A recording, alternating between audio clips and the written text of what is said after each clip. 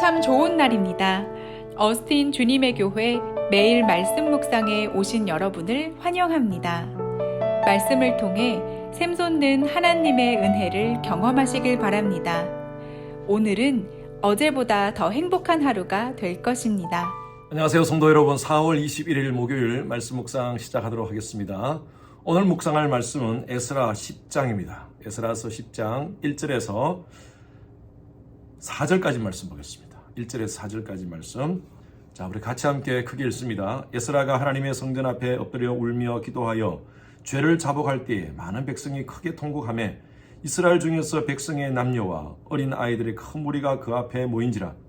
엘람 자손 중 여일의 아들 스가냐가 에스라에게 이르되 우리가 우리 하나님께 범죄하여 이 땅 이방 여자를 맞이하여 아내로 삼았으나 이스라엘에게 아직 소망이 있나니 곧 내 주의 교훈을 따르며 우리 하나님의 명령을 떨며 준행하는 자의 가르침을 따라 이 모든 아내와 그들의 소생을 다 내보내기로 우리 하나님과 언약을 세우고 율법대로 행할 것이라.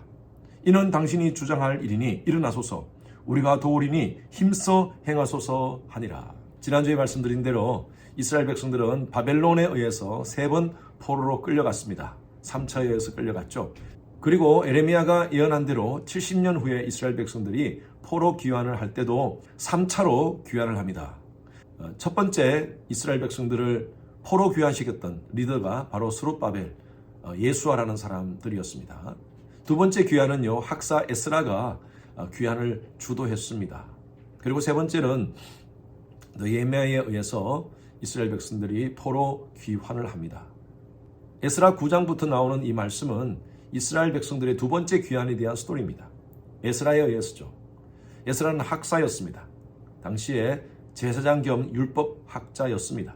이스라엘 백성들이 70년 만에 성전을 세웠지만 그러나 여전히 하나님의 말씀이 세워지지 않았습니다. 그러다 보니까 과거에 가졌던 여러 가지 악습관이 남아 있었습니다. 포로 귀환 후에 돌아와서 그곳에 있는 이방인들과 결혼을 하고요. 이방인들과 단순히 결혼하는 것으로 끝나는 것이 아니라 이방인들이 섬기는 우상을 섬기기 시작했습니다.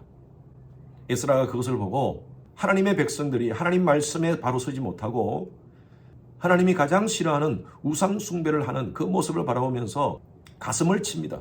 그리고 하나님 앞에 통회하며 회개하는 장면이 어제 또 오늘 말씀에 나옵니다. 한번 1절 말씀 보십시오. 에스라가 하나님의 성전 앞에 엎드려 울며 기도하며 죄를 자복할 때에 많은 백성들이 크게 통곡하며, 에스라가 하나님 앞에 통곡을 할 때 이스라엘 백성들이 같이 함께 통곡을 합니다. 그때 2절 보십시오. 엘람 자손 중 여일의 아들 스가냐가 에스라에게 이르되 우리가 하나님 앞에 범죄하여 이 땅의 이방 여자를 맞이하여 아내로 삼았으나 이스라엘에게 아직 소망이 있습니다. 우리에게 소망이 있습니다. 그 소망이 뭐냐? 바로 하나님의 말씀이라는 것이죠. 3절 보십시오. 내 주의 교훈을 따르며 내 하나님의 명령을 떨며 준행하는 자의 가르침을 따라. 이 준행하는 자의 가르침, 누구의 가르침입니까? 에스라의 가르침입니다. 이 말이 무슨 말이냐 하면 에스라가 영적인 지도자로서 정말 하나님 앞에 그 백성들의 죄악을 끌어안고 기도할 때에 스가냐라는 이 사람이 와서 에스라에게 그렇게 얘기하는 겁니다. 우리가 당신과 함께 있습니다. 우리에게 소망이 있다는 것은 바로 하나님의 말씀이 있다는 것입니다. 우리에게 말씀을 가르쳐 주십시오. 그리고 그 말씀대로 우리는 순종하겠습니다. 우리가 함께 돕겠습니다. 여러분, 가까이 이렇게 좋은 동역자가 있다는 것이 얼마나 힘이 되겠습니까? 에스라가 이 말에 힘을 얻고 하나님 말씀을 담대히 선포할 때 이스라엘 백성 10년 가운데 영적 부흥이 일어나기 시작했습니다. 하나님 말씀을 선포하는 영적인 지도자로서 때로는요, 외로움을 겪을 때가 있습니다. 에스라처럼 저도 마찬가지입니다. 그런데 누군가가 목사님 힘내세요. 담대하게 말씀을 선포하세요. 우리가 말씀을 통해서 변화받아야 되지 않습니까? 우리가 함께 돕겠습니다. 여기 4절에 있는 말씀처럼 우리가 함께 돕겠습니다. 힘써 행하십시오. 이런 얘기를 옆에서 해주시면요, 얼마나 힘이 나는지 몰라요. 저도 목회 가운데 참 그렇게 말씀하시는 분들이 있습니다. 목사님 힘내세요. 함께 기도하고 있습니다. 저들이 함께 돕겠습니다. 목사님 말씀 힘써 행하십시오 라고 그렇게 해주시는 분들이 계십니다. 사람들은 누구나 자기가 삶을 살아갈 때 어떤 기준을 가지고 살아갑니다. 어떤 사람에게는 어떤 신념, 또 어떤 사람에게는 종교적 가르침, 이런 것들을 통하여서 그것을 붙잡고 자신의 삶의 기준을 삼아서 살아가는 사람들이 많습니다. 우리 그리스도인들은, 하나님의 백성들은 무엇을 우리의 삶의 기준으로 삼아야 될까요? 바로 하나님 말씀입니다. 하나님 말씀이 없으면 사사기 시대와 같이 각자의 소견대로 행하게 되어 있습니다. 인간은요, 얼마나 간사하고 자기중심적인지 모릅니다. 기준이 없으면 철저하게 자기중심적으로 삽니다. 우리의 삶의 영적인 바로미터는 하나님 말씀이 되어야 됩니다.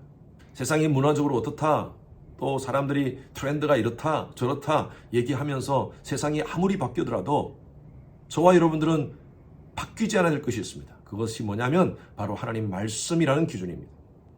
로마서 12장 2절 말씀에 너희는 이 세대를 본받지 말고 마음을 새롭게 함으로 변화를 받아 하나님의 선하시고 기뻐하시고 온전하신 뜻이 무엇인지 분별하도록 하라. 이 세대의 트렌드를 본받지 말라는 것입니다. 오늘날 기독교 안에서의 가장 큰 이슈가 바로 동성애 문제입니다. 동성애에 대한 다른 생각을 가진 분들이 있습니다. 왜 기독교가 이렇게 자비가 없느냐, 사랑이 없느냐? 여러분, 사랑과 자비의 문제가 아닙니다. 세상적인 어떤 이슈가 나타날 때 이것이 바로 하나님께서 뭐라고 말씀하시는가, 성경에는 뭐라고 기록되어 있는가, 여러분 여기에 관심을 가져야 됩니다. 동성애는요, 분명히 죄라고 말씀하고 있습니다. 동성애자들 우리 사랑해야 됩니다. 그러나 그들을 사랑하는 것과 함께 그 죄를 용납하는 것은 다른 스토리입니다. 동성애뿐만 아니라 다른 것도 마찬가지입니다. 마리아나 문제도 마찬가지고요. 술, 담배 문제도 마찬가지입니다. 교회 안에서 술을 용납하느냐, 담배 피우는 것을 용납하느냐, 마리아나가 어떠냐? 여러분, 저와 여러분들은 하나님의 성전입니다. 고린도전서 3장 16절 말씀에 너희가 하나님의 성전인 것과 하나님의 성령이 너희 안에 거하시는 줄 알지 못하느뇨? 라고 말씀하고 있습니다. 저와 여러분들은 하나님의 성전이고 하나님의 성령이 거하시는 처소입니다. 어떻게 우리의 몸에 해롭고 나쁜 것을 넣을 수 있겠습니까? 술, 담배뿐만 아니라 다른 것도 마찬가지입니다. 잘못된 생각, 더러운 생각, 음란한 생각 어떻게 넣을 수 있습니까? 세상과 하나님 백성들과의 다른 점은요, 바로 거룩입니다. 거룩이라는 것은 다르게 산다는 것입니다. 다르게 살기 위해서 우리가 무엇을 기준으로 해야 되겠습니까? 하나님 말씀을 기준으로 해야 됩니다.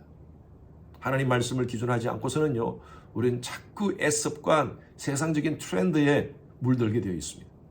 우리 개혁주의 신앙의 가장 중요한 고백서인 웨스트민스터라는 고백서가 있습니다. 이 웨스트민스터 고백서 1장에 인생의 제일 되는 목적이 뭔가 이렇게 기록되어 있어요. 그 답은요, 하나님을 영화롭게 하는 것과 그를 영원히 즐거워하는 것이다. 그리고 2장에는 뭐라고 기록되어 있냐면요, 하나님의 말씀은 우리가 어떻게 그를 영화롭게 하며 그를 영원히 즐거이 할 것인가에 대한 중요한 규칙이 있다라고 얘기합니다.